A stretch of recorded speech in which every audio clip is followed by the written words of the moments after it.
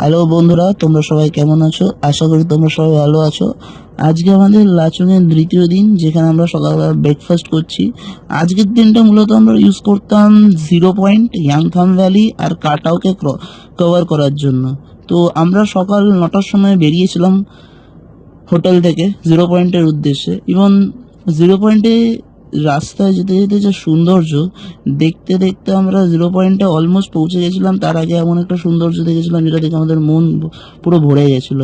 এই দেখতে দেখতে আমরা 0 পয়েন্টে পৌঁছে গেছিলাম। আর 0 পয়েন্টে সেদিনকে ছিল -2 ডিগ্রি সেলসিয়াস।